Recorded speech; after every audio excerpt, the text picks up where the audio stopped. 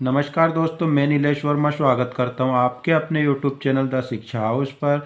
दोस्तों, आज हम हिंदी विषय के एक नए टॉपिक छंद के ऊपर चर्चा करेंगे और छंद की परिभाषा और इनके उदाहरण व पहचान को देखेंगे।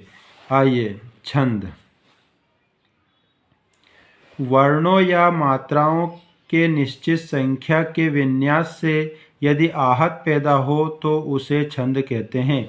यानी कि वर्ण या मात्रा का एक नियमित जो संख्या का विन्यास होता है उससे जो आनंद प्राप्त होता है उसे ही छंद कहते हैं। क्योंकि जो छंद होता है वह दो प्रकार का होता है, एक वार्णिक छंद और एक मात्रिक छंद।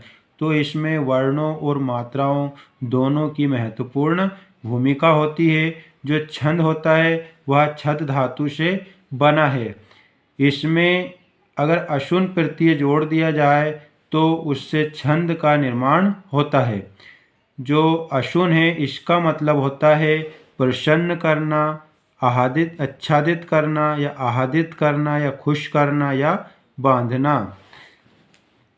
छंद क्या है? छंदोमय रचना को पद्य कहते हैं।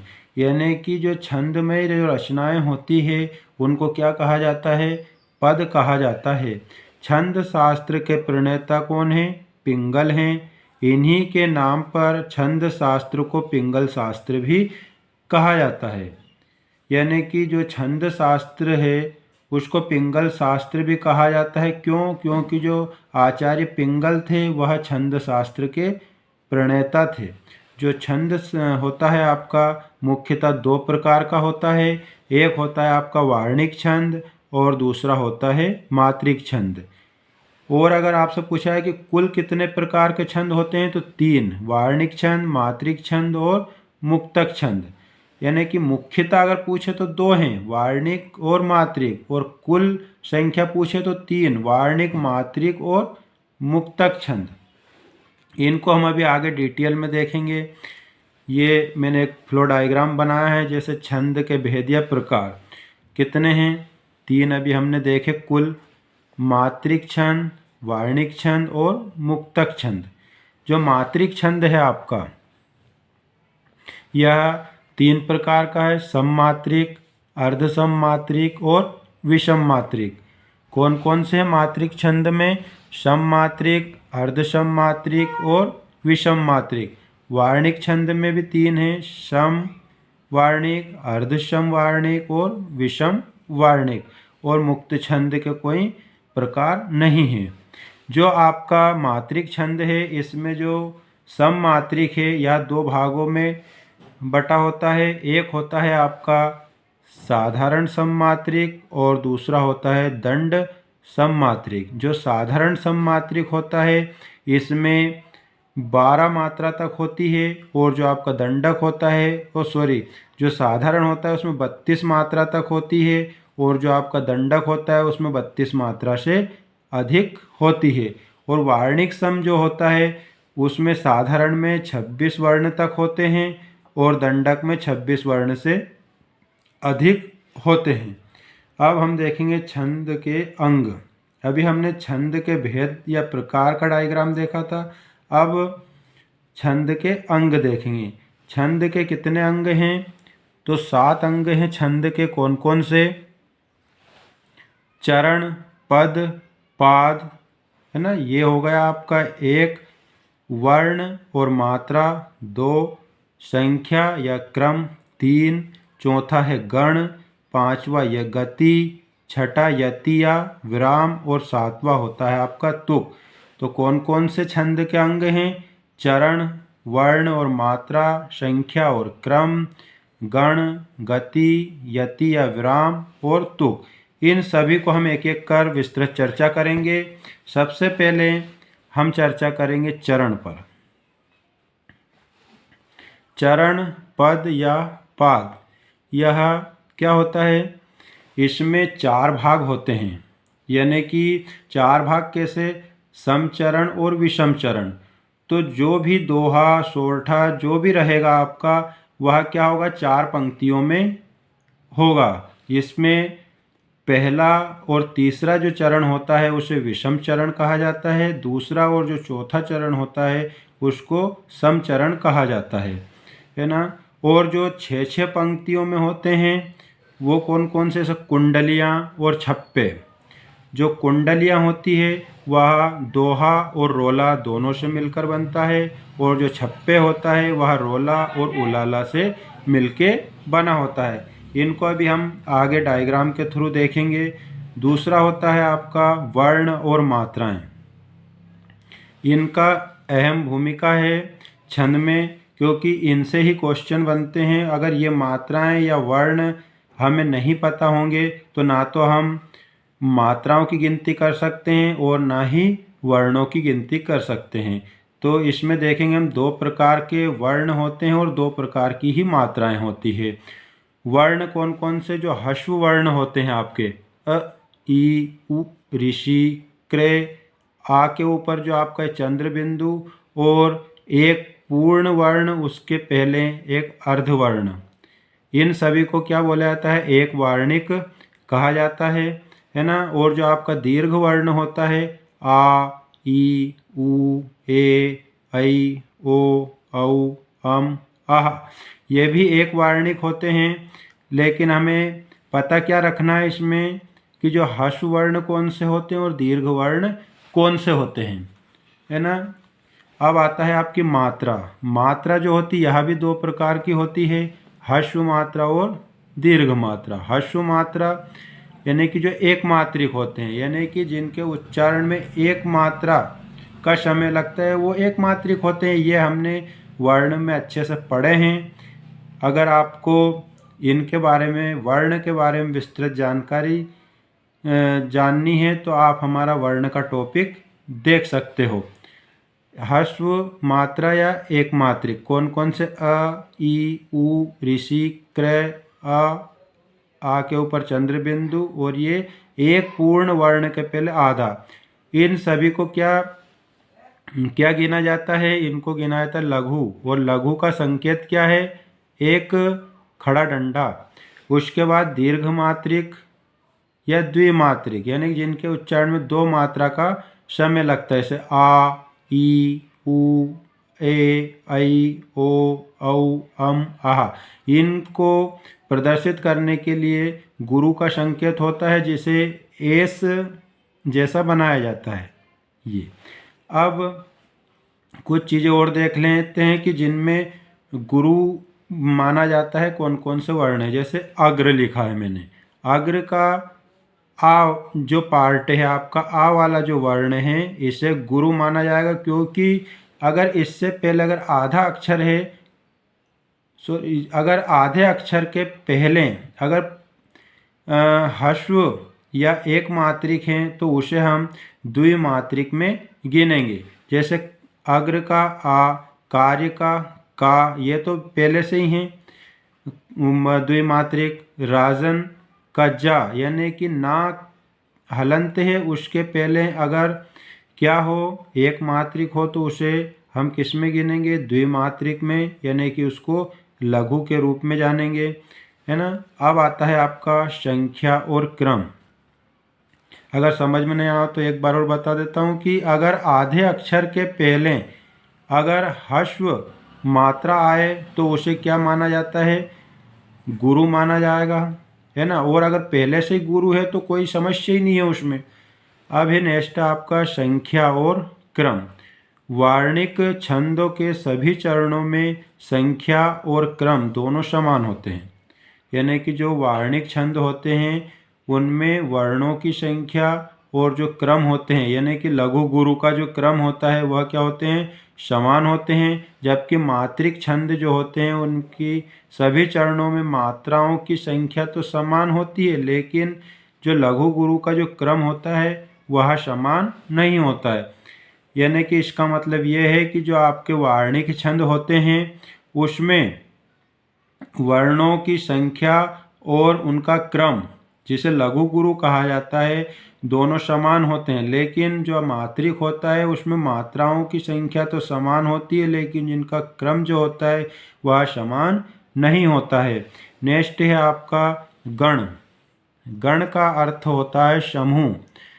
केवल वार्णिक छंद में होता है ये, यानी कि जो गण होते हैं यह मात्रिक छंद में इनका उपयोग नहीं किया जाता है। और ये हमेशा 3 वर्णों का समूह होता है। जो गण होता है आपका वह क्या होता है, 3 वर्णों का समूह होता है। ना तो इससे कम होंगे और ना ही इससे अधिक होंगे। अतः जो लघु गुरु के नियत क्रम से 3 वर्णों के समूह को गण कहा जाता है। यानी कि इनका क्रम कैसा होता है, नियत होता है ना। और इनके क्रम को ही क्या कहा जाता है, क्रम को गण कहा जाता है। जो गण हैं इनकी संख्या 7 होती है। कौन कौन सी है, य माता राजभानसा लगा, य माता राजभानसा लगा। तो इनको हम देखें कौन कौन से हैं। या से यगण, मा से मगण, ता से तगण, रा से रगण, जा से जगण, भा से भगण, ना से नगण और सा से शगण। और ला और गा जो है ये लास्ट में ला से लघु और गा से गुरु हैं। अच्छा, तो ये जो सूत्र है इससे याद रखने में आसानी होती है। क्या है ये सूत्र, यह माता राजभानसा लगा।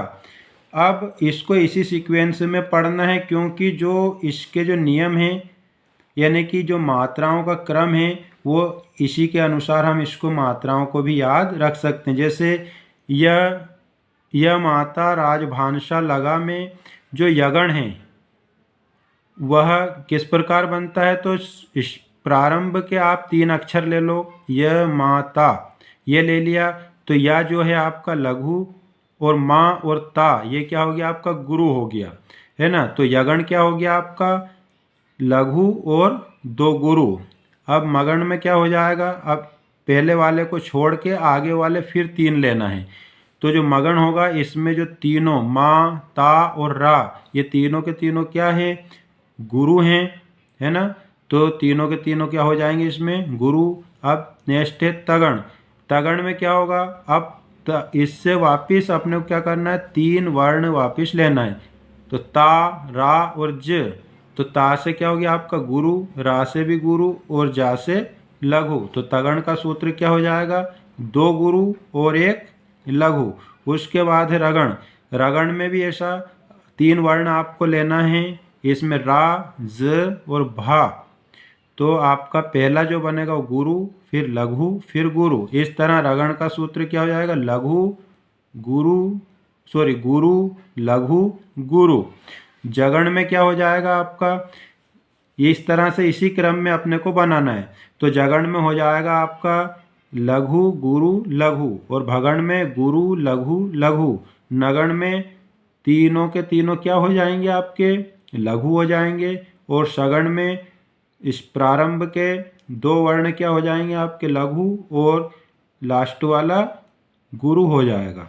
तो इस तरह से ये एक सूत्र है, इसको हम याद रख सकते हैं। उसके बाद है गति। गति क्या होता है, छंद के पढ़ने के प्रवाह या लय को गति कहते हैं। यानी कि उसको किस तरह से पढ़ा जाता है, किस तरह पर उसको क्या मात्राओं के अनुसार बोला जाता है, ये होता है आपका गति। इसका महत्व वार्णिक छंद की अपेक्षा मात्रिक छंद में अधिक होता है। जो गति होती है आपकी इसमें वार्णिक छंद की अपेक्षा किस में अधिक महत्व है, इसका मात्रिक छंदों में अधिक महत्व है। यति या विराम। यति या विराम से हमें पता चलता है कि हमें जो आपका छंद है उसमें कहाँ रुकना है और कहाँ पर बढ़ना है या आगे बोलना है। यानी कि छंद में नियमित वर्ण या मात्रा पर सांस लेने के लिए रुकना पड़ता है। इसी रुकने के स्थान को यति या विराम कहते हैं। इसका भी बहुत विशेष महत्व है कि हमें कहाँ रुकना है और कहाँ से आगे बढ़कर बोलना है। यह यति या विराम से ही हमें पता चलता है। तुक। तुक क्या होती है, छंद के चरण के अंत में अक्षर समान हो तो उन्हें तुक कहा जाता है ना। और जिस छंद में तुक हो उसे तुकांत, और जिसमें तुक ना हो उसे आतुकांत कहा जाता है। अच्छा, तुक का मतलब क्या होता है, जैसे आमने सामने इस तरह से। तो आपका स्टार्ट जो आमने से हुआ और ख़त्म सामने से हुआ, यानी कि इन्हें बोला जाता है तुकांत। और जिनमें क्या हो एक जैसा जो है आपका आवाज़ ना निकले या ध्वनि ना निकले, उन्हें कहा जाता है आतुकांत। आतुकांत को अंग्रेजी में ब्लैक वर्ड्स कहते हैं। ये क्वेश्चन भी एक दो बार एग्जाम में आया है कि जो आपका आतुकांत है इसे इंग्लिश में क्या कहा जाता है, तो कहा जाता है ब्लैक वर्ड्स। अब हम देखेंगे वार्णिक छंद। वार्णिक छंद क्या है? जिस छंद के सभी चरणों में वर्णों की संख्या समान हो और लघु गुरु का क्रम समान हो, उन्हें वार्णिक छंद कहा जाता है। यानी कि वार्णिक छंद वह है जिसमें वर्णों की संख्या भी समान हो और लघु गुरु का जो क्रम हो वह भी समान हो, वह कहलाता है आपका वार्णिक छंद। हम जितने भी वार्णिक छंद हैं लगभग सारे देखेंगे इसमें, क्योंकि इसमें हमें यह पता होना चाहिए कि किस में कितने वर्ण होते हैं। एग्जाम्पल तो हम देखेंगे, एक आध एग्जाम्पल हम जरूर देखेंगे इसमें, क्योंकि सिर्फ अपने को ये पता होना चाहिए किस में कितना वर्ण है। गिन तो आप लोग हैं चाहे कोई सा भी उदाहरण हो, है ना। तो देखो आप वार्णिक छंद में मैंने एक कोड लिखा हुआ है, इंद्र प्रभु का स्वागत शालिनी दोधक ने किया। क्या लिखा है कि इंद्र प्रभु का स्वागत शालिनी दोधक ने किया, यानी कि इंद्र भगवान मतलब प्रभु, उनका स्वागत किसने किया है? एक शालिनी नाम की लड़की है शालिनी दोधक, उसने किया है। ये मैंने क्यों लिखा है? क्योंकि जो भी यहाँ पर लिखा है इन सभी में 11 वर्ण हैं, है ना। कितने वर्ण हैं इन सभी में? 11 वर्ण हैं प्रमाणिका को छोड़कर। जैसे इंद्र से क्या हो जाएगा आपका? इंद्रवज्रा। प्रा से प्रमाणिका, भू से भुजंगी, है ना, और स्वागत से स्वागता, और शालिनी से शालिनी, और दोधक से दोधक। आपको ये याद रखना है कि जो हमने ये कोड लिखा है इंद्र प्रभु का स्वागत शालिनी दोधक ने किया, इसमें कितने वर्ण हैं? 11 वर्ण हैं। सिर्फ आपका जो प्रमाणिका है इसमें ही कितने हैं? 8 वर्ण हैं। बाकी जो भी इस कोड के अंदर है उन सभी में 11 वर्ण हैं। अच्छा, अब आपको ये 11 वर्ण की कोड मैंने दे दी, लेकिन जब एग्जाम्पल अगर आया और उसमें सभी में 11 वर्ण अगर रहे तो तुम किस तरह से उसको पहचानोगे? अगर मान लो कोई एग्जाम्पल एक 11 वर्ण का दे दिया, उसमें इंद्र वज्राभ दे दिया, भुजंगी दे दी, शालिनी भी दे दी, है ना, और बोल दिया उपरोक्त सब सभी, तो क्या वो सभी होंगे? नहीं, इसकी भी अलग पहचान है। जैसे इंद्र वज्रा जो है आपका, इसमें जो पहला वर्ण रहेगा वो क्या रहेगा? गुरु। और वर्ण कितने रहेंगे? टोटल 11, लेकिन जो इसका पहला वर्ण रहेगा वो क्या रहेगा? गुरु रहेगा। और प्रमाणिका में तो 8 वर्ण हैं। भुजंगी में क्या होता है? पहला वर्ण लघु रहेगा। इंद्र वज्रा में गुरु, भुजंगी में लघु रहेगा। और जो शालिनी है इसमें क्या होगा कि जो लगातार जो 2 वर्ण रहेंगे आपके, वो दोनों क्या रहेंगे? गुरु रहेंगे। लेकिन भुजंगी में पहला वर्ण लघु रहेगा और इंद्र वज्रा में पहला वर्ण गुरु रहेगा। और जो आपकी शालिनी है उसमें लगातार 2 वर्ण क्या रहेंगे? आपके गुरु रहेंगे। तो इस तरह ये हो गया आपका 11 वर्ण का। कौन कौन से? इंद्र वज्रा, भुजंगी, शालिनी, स्वागता और दोधक। इसका कोड क्या है? इंद्र प्रभु का स्वागत शालिनी दोधक ने किया। बस ये कोड अगर आपको याद है तो इसमें फर्स्ट का जो वर्ण है वह लेने हैं। उसके बाद आपकी समस्या वर्ण से संबंधित जो 11 वर्ण होते हैं उनसे संबंधित समस्या क्या हो जाएगी? समाप्त हो जाएगी। नेक्स्ट देखते हैं हम 12 वर्णों का। 12 वर्णों का क्या है? भुजंग द्रुत वंश का तोटक है। भुजंग इनका सांप होता है ना, तो द्रुत वंश का क्या है? तोटक है। इन जो कोड लिखे हैं मैंने इसमें कितने वर्ण रहेंगे आपके? 12 वर्ण रहेंगे। भुजंग से आपका भुजंग, द्रुत से द्रुत विलंबित, और वंश से वंशस्थ, और तोटक से तोटक। तो आपके इन चारों में कितने वर्ण रहेंगे? 12। अच्छा, अब इनको कैसे पहचानेंगे? जो आपका भुजंग है उसमें पहला जो गण होगा, अभी हमने गणों की चर्चा की है पीछे, कितने गण होते हैं? 8 गण होते हैं। और प्रत्येक गण में कितने वर्ण होते हैं? 3 वर्ण होते हैं। तो जो आपका भुजंग होता है इसका जो पहला गण होगा वह क्या होगा, यगण होगा। और द्रुत विलंबित में जो पहला गण होगा वह नगण, और वंशज में जो पहला गण होगा आपका वह रहेगा जगण। तो आप फिर आसानी से इसको पहचान सकते हो कि भुजंग कौन सा है, द्रुत विलंबित कौन सा है और वंशज कौन सा है ना।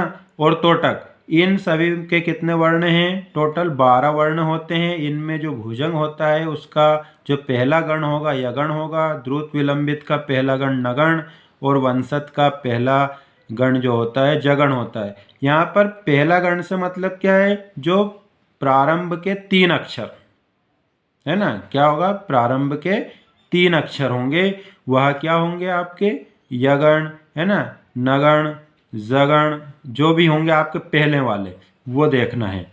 अब है आपका नेक्स्ट, क्यों 11 और 12 वर्ण का हमने पढ़ लिया है। अब देखते हैं हम बसंतलिका। बसंतलिका में कितने वर्ण होते हैं, 14। मालिनी में कितने होंगे, 15। पंचचामर एंड चंचला में कितने होंगे, 16। मद्रकांता एंड शिखरणी में कितने हैं, 17 वर्ण होते हैं है ना। जो मद्रकांता होती है उसका जो पहला वर्ण होगा वह गुरु होगा, और जो शिखरणी है उसका पहला वर्ण क्या होगा, लघु होगा। ये बारीकियां आपको याद रखनी पड़ेगी, क्योंकि अगर एक जैसे वर्ण वाले आपको एग्जाम्पल दे दिए तो वहाँ पर आपको दिक्कत हो सकती है। नेक्स्ट है आपका शार्दुल विकणित, इसमें 19 वर्ण। स्त्रकधरा में 21 वर्ण होते हैं आपके। यहाँ पर मैंने वर्णों में भी सिर्फ उन्हीं की पहचान लिखी है जो एक जैसे या एक या बराबर जो वर्ण आते हैं उन्हीं की मैंने पहचान लिखी है। बाकी पहचानने में तो कोई समस्या होगी नहीं है ना। फिर आता है आपका सवैया। सवैया में क्या है, सवैया के अंतर्गत मदिरा, मतगयन, सुमुखी, दुर्मिल और सुंदरी, ये वाले वार्णिक छंद आते हैं सवैया के अंतर्गत। तो इसमें जो मदिरा है इसमें कितने वर्ण होते हैं, 22। मदगयन में 23, सुमुखी में 23, दुर्मिल में 24 और सुंदरी में 25 वर्ण होते हैं। अब जो आपका मदगयन और सुमुखी है यह दोनों में 23 वर्ण होते हैं, लेकिन जो आपका मदगयन होता है उसकी पहचान क्या है कि इसमें 7 भगण होंगे।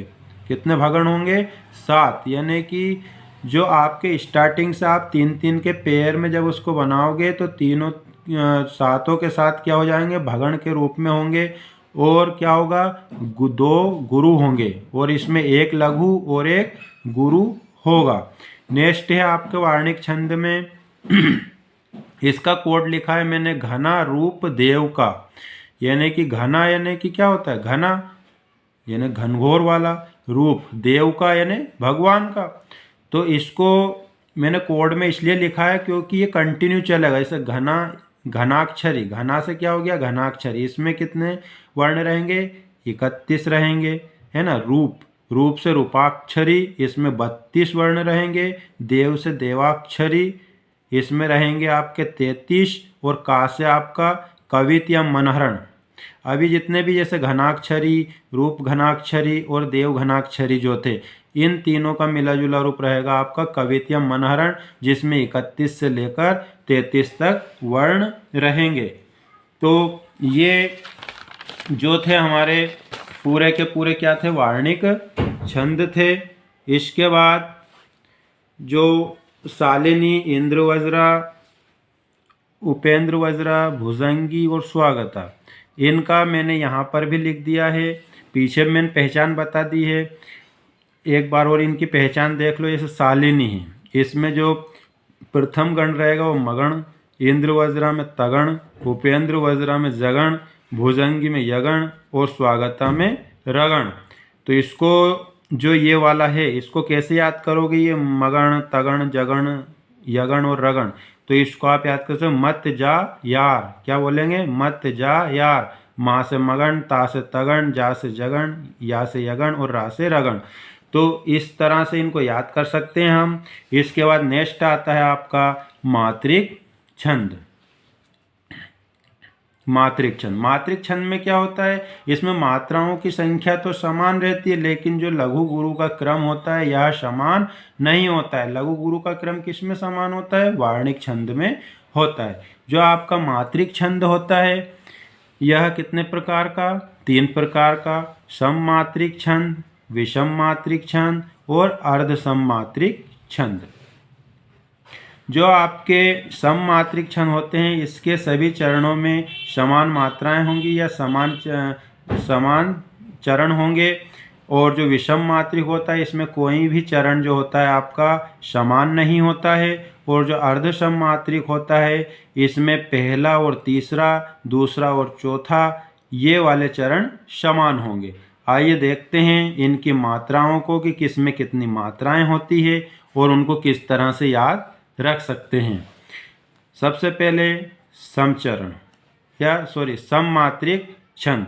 सममात्रिक छंद में कौन कौन सा आते हैं, राधिका, रोला, गीतिका, हरिगीतिका, तांटक, वीर या आला, रूपमाला, है ना, रोला, दिक्पाल, चौपाई, अहिर, सरसी, सार और मानव। इसमें से जैसे कि वीर को क्या कहा जाता है, आल्हा भी कहा जाता है। इसी तरह जो चौपाई उसको क्या कहा जाता है, अरिल्ल भी कहा जाता है, पधरी या पद्धटिका, है ना। ये जो अरिल्ल, पधरी और पट्टिका है इनमें भी कितनी कितनी मात्राएं होती है, 16 मात्राएं होती है ना। और चौपाई में कितनी मात्रा होगी, 16 मात्रा होगी। अब इनकी मात्राएं देख लेते हैं क्या क्या होती है। जैसे कि राधिका में कितनी मात्रा है, 22, रोला में 24, गीतिका में 26, हरि गीतिका में 28, तांटक में 30, वीर या आल्हा में 31, रूपमाला में 24, रोला में 24, दिक्पाल में 24, चौपाई में 16 मात्राएं होती है प्रत्येक चरण में, है ना। और जो अरिल, पदरी या पट्टिका जो होती है इसमें भी 16 मात्राएं होती है। अहिर में 11, सरसी में 27, सार में 28 और मानव में 14।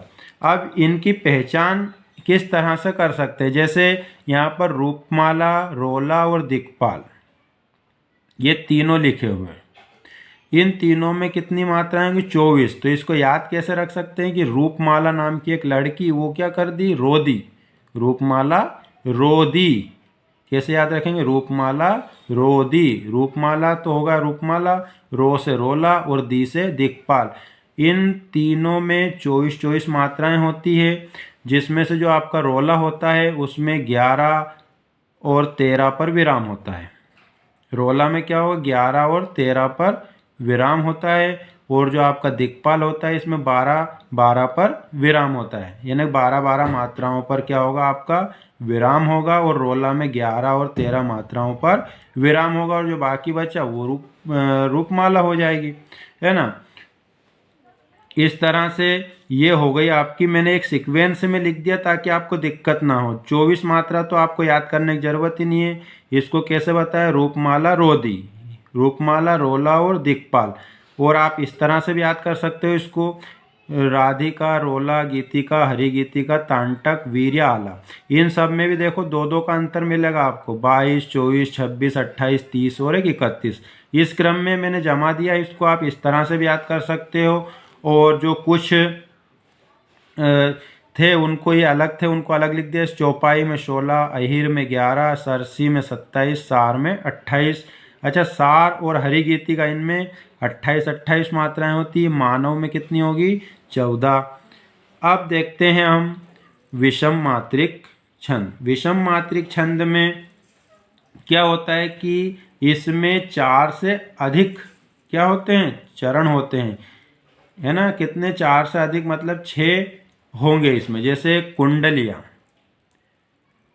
कुंडलियां जो है यह किन किन से मिलकर बनी होती है, दोहा और रोला। किस किस से मिलकर बनी होती है, दोहा और रोला। यानी कि इसमें क्या है, एक तो सममात्रिक छंद का है और एक हो है आपका अर्ध सममात्रिक छंद है। दोहा और रोला, एक तो आपका जो रोला हो जाएगा वो क्या है, आपका सममात्रिक है, और जो दोहा है वह आपका अर्ध सममात्रिक है। इसी तरह से जो आपका छप्पे है ये रोला प्लस उलाला दोनों से मिलकर बना होगा। इसमें भी क्या होगा, एक सममात्रिक है और एक अर्ध सममात्रिक है। यानी कि कहने का मतलब ये है कि जो विषम मात्रिक छंद है वह सम मात्रिक छंद और अर्ध सम मात्रिक छंद दोनों से मिलकर बना होता है।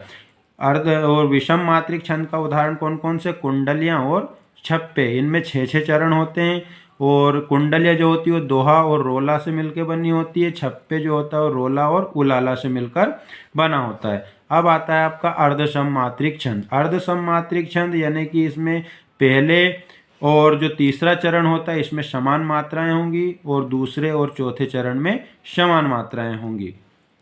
देखें कौन कौन से हैं ये।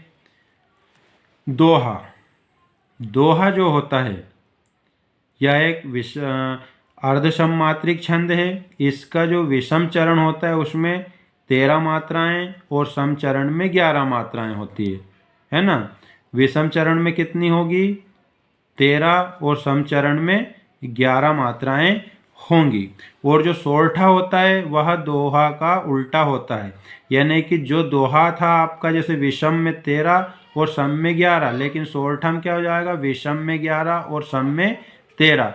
जो बरवे अर्ध सममात्रिक छंद है उसमें विषम चरण में 12 और सम चरण में 7। उलाला में विषम चरण में 15 और सम चरण में कितनी होंगी, आपकी 13 मात्राएं होंगी। यहाँ पर कुंडलियाँ जो है इसकी पहचान लिखी है मैंने, किस तरह से अपन इसको पहचान सकते हैं। पहले तो जो कुंडलियां हैं यह किस प्रकार का छंद है, यह एक विषम मात्रिक छंद है और यह दोहा और रोला दोनों से मिलकर बना होता है। इसमें क्या होता है कि जिस शब्द से प्रारंभ होता है उसी पर खत्म होता है। यानी कि ये 6 चरणों का एक समूह होता है। इसमें जैसे मान लिया है कि कोई उदाहरण राम से शुरू हुआ है तो वह लास्ट में राम पर ही खत्म होगा ये। और हरिगीति का जो है इसमें अंत में क्या होता है, एक लघु और एक गुरु होता है। हरिगीतिका में क्या होता है, एक लघु और एक गुरु। जो हमने हरिगीतिका में यहाँ पढ़ा था कि यह जो सममात्रिक है और इसमें 28 मात्राएं होती है और 28 जो होती है आपकी सार में भी होती है। लेकिन हरिगीतिका को कैसा अलग कर सकते हैं हम कि इसके अंत में एक लघु और एक गुरु होगा। जो मालिनी है इसमें क्या होता है, इसमें 15 वर्ण होते हैं। इसमें जो पहली यति होती है 8 वर्णों के बाद तथा दूसरी यति 7 वर्णों के बाद पड़ती है। अब हम देखेंगे मुक्तक छंद, है ना। हमने वार्णिक छंद मात्रिक छंद देख लिए हैं, अब देखेंगे मुक्तक छंद। मुक्तक छंद क्या होता है, जिस विषम छंद में वार्णिक या मात्रिक प्रतिबंध ना हो और ना ही प्रत्येक चरण में वर्णों की संख्या और क्रम समान हो, मुक्तक छंद कहलाता है। ना तो यह क्या करता है, वार्णिक छंद को फॉलो करता है, ना ही मात्रिक को, यानी कि यह अपने आप में मुक्त होता है। अब एक एग्जाम्पल लिखा है मैंने, इसके द्वारा हम समझने का प्रयास करेंगे। क्योंकि हमने वार्णिक छंद देख लिए कौन कौन से हैं, आपको सिर्फ वर्णों की संख्या पता होना चाहिए वार्णिक छंद में कि किस में कितने वर्ण होते हैं। तो आपके पास कोई भी एग्जाम्पल होगा, आप जो है फटाफट उसको गिनकर पहचान सकते हो। इसी तरह जो मात्रिक छंद होता है उसमें भी आपको मात्राओं का ज्ञान होना चाहिए, है ना, तो आप उसको भी पहचान सकते हो। वार्णिक छंद में मैंने जो उदाहरण है, जैसे पहले डंका के बाजत ही ज्वाननी बांध किन्हीं हथियार, ये इस तरह से आपका एक उदाहरण है। इसमें क्या होगा कि जो जितने भी वर्ण लिखे हैं आपके, सीधा सीधा आप तो इस तरह से समझिए कि जितने भी वर्ण हैं, चाहे वो एक मात्रिक हो चाहे द्विमात्रिक हो, ह्रस्व हो या लघु हो, सबको क्या करना है, एक ही गिनना है। और जैसे कि किसी शब्द में क्या हो कि जैसे आधा अक्षर हो और उसके साइड वाला अक्षर अगर लघु हो चाहे गुरु हो, उसको भी हम एक ही गिनेंगे। जैसे यहाँ पे लिखा है ज्वाननी, ज्वाननी में कितने वर्ण हैं, 3। ज्वा को क्या गिना हमने, 1, और ना 1 और नी 1। तो कहने का मतलब यह है कि वर्ण गिनने में आपको कोई समस्या नहीं आएगी, आपको मात्राओं का ज़्यादा विशेष ध्यान रखना है। वर्ण में चाहे लघु हो चाहे गुरु हो, सबको एक ही गिनना है। सिर्फ आपको ये याद रखना है कि जहाँ पर जो ज्वाइंट होता है या फिर जहाँ एक पूर्ण वर्ण के बाद पहले अगर आधा वर्ण आए तो उसको क्या गिना जाता है, क्या गिना जाता है, एक ही गिना जाता है। अब आता है आपका मात्रिक छंद। मात्रिक छंद जो होता है इसको पहचानने से पहले मैंने एक बार और यहाँ पर लघु और गुरु जो वर्ण हैं उनको लिख दिया है। जैसे लघु में अ, ई, उ, ऋषि, क्रय, आ के ऊपर चंद्र बिंदु और ये त्या लिखा। मान लो कोई भी अक्षर हो, कोई भी वर्ण यहाँ पर हो सकता है ना। इन सभी को क्या करेंगे, लघु की श्रेणी में रखेंगे, है ना। और जो गुरु की श्रेणी में कौन से रहेंगे, आ, ई, उ, ए, ऐ, ओ, औ, अम, आहा। इसको किसकी श्रेणी में रखेंगे, गुरु की श्रेणी में रखेंगे। यहाँ पर जैसे यहाँ क्रा लिखा हुआ है, का के नीचे री लगा हुआ है, तो जरूर नहीं कि वही अक्षर हो, कोई भी वर्ण हो सकता है, उसके नीचे अगर री लगा है तो उसको हम कितना मानेंगे, लघु ही मानेंगे। और अगर पूर्ण वर्ण के पहले अगर आधा वर्ण आ जाता है तो उन दोनों को मिलाकर भी क्या मानेंगे, एक लघु वर्ण ही मानेंगे। जो आपका गुरु होगा इसमें जितने भी आपके दीर्घ स्वर हैं सारे इसके अंतर्गत आएंगे।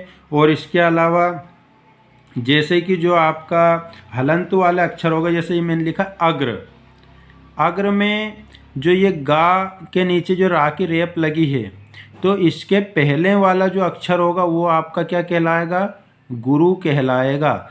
और अगर गुरु है तो कोई समस्या ही नहीं है, अगर लघु है तो उसको क्या मानेंगे आप, गुरु मानोगे। और जैसे यहाँ राजन, राजन में रा तो आपका क्या है, गुरु है, जा जो है आपका लघु है, लेकिन ये ना जो है आपका आधा है, तो इसके पहले वाला जो अक्षर होगा वह क्या बन जाएगा, गुरु बन जाएगा। और इसकी मात्रा कोई काउंट नहीं होती है। इसका एक एग्जाम्पल, हे प्रभु आनंद दाता ज्ञान हमको दीजिए, शीघ्र सारे दुर्गुणों को दूर हमसे कीजिए। इसमें जो आपका है ये आपका लघु है, एक ही मात्रा इसमें, तो ये क्या हो जाएगा, आपका गुरु हो जाएगा। अब यहाँ पर जो है आपका ये रा की रेप है, लेकिन इससे पहले कोई अक्षर नहीं है। अगर अक्षर होता तो आप उसको गुरु मानते, लेकिन इसमें कुछ नहीं है तो आप इसको लघु मानोगे। और जैसे यहाँ अम की बिंदी है, ये वाली अनुस्वार, तो यहाँ हमने अम लिखा है, इसको क्या मानोगे, गुरु मानोगे। इस तरह से आप इनकी गिनती कर सकते हो, है ना। तो इस तरह से हमने देखा कि हमारे छंद जितने भी थे उनको हमने कंप्लीट कर लिया है। वार्णिक छंद, मात्रिक छंद और मुक्तक छंद, इनकी पहचान भी हमने देखी कि इनको किस तरह से पहचाना जाता है। उम्मीद है आपको ये वीडियो पसंद आया होगा। धन्यवाद।